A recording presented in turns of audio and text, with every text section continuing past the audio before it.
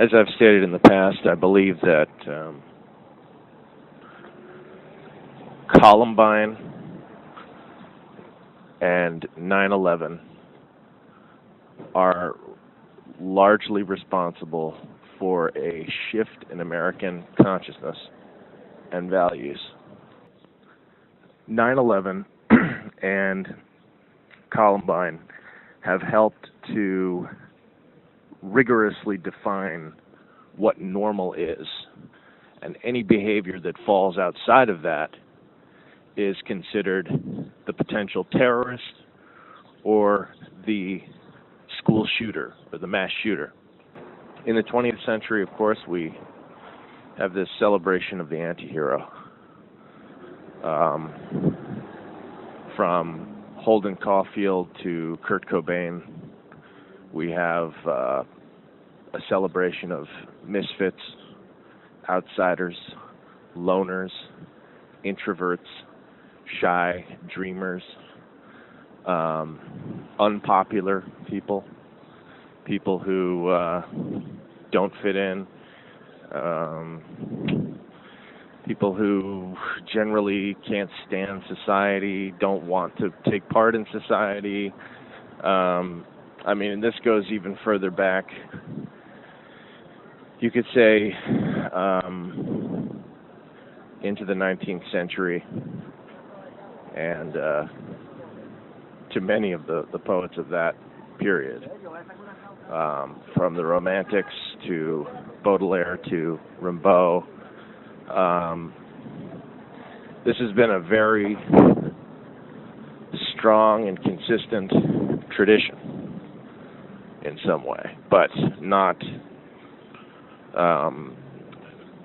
any kind of direct, linear sort of thing. It like zigzags and transforms over time. There's a family relation, it's not a series of direct copies. They share certain traits, and they are radically different in other ways. But with 9/11 and Columbine, we have the end, in my opinion, for Americans, the end of, for like mainstream American culture, the end of the celebration of the anti-hero and the beginning of this new period. It becomes the celebration of the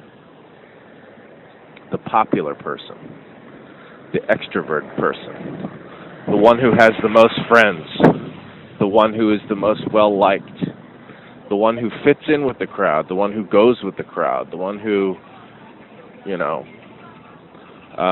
is happy and is the one who generally persecutes the misfits. And this is largely due to social networking sites. The goal of social networking sites is to have the most friends and to be the most well-liked. This is a complete transformation of values. This is the real issue with this. That,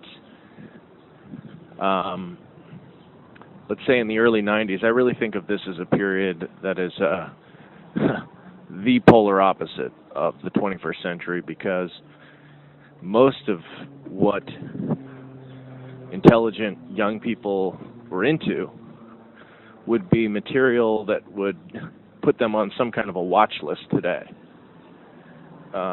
as either a potential terrorist or a mass shooter.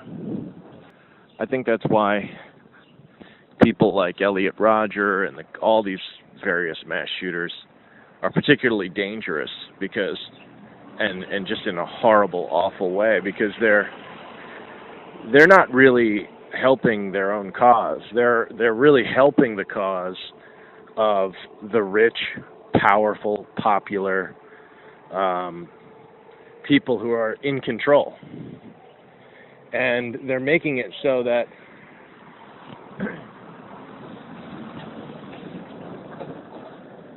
anyone who falls outside of that category of thought and behavior and appearance becomes suspect as a terrorist or a misfit, or a terrorist or a school shooter. what happens is that the more constraining normality becomes as a result of incidents like these mass shooters and terror attacks, the more likely you are to produce real mass shooters and real terrorists, because there is no outlet for the outsider, for the person who doesn't fit into an increasingly narrow circle of normalcy. And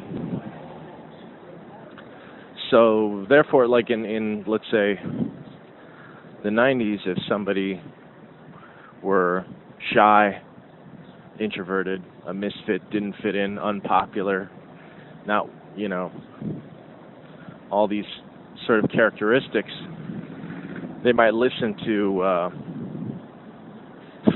there's just a host of artists who experienced the same thing when they were going to high school, or, when they were, before they were famous and trying to do their thing in the world. And they would, be inspired by that person and feel not so alone, feel like there are other ways to deal with your unique qualities than to just feel like you're just a reject and unloved and unwanted by society in some way. But today that's not really the case, and I think that a lot of the people that are celebrated today are a huge fucking problem. They have been, and this is the result of it. It's like we're celebrating rich, powerful people who are part of an exclusive social set that is out of the reach of most Americans. And this is incredibly alienating, and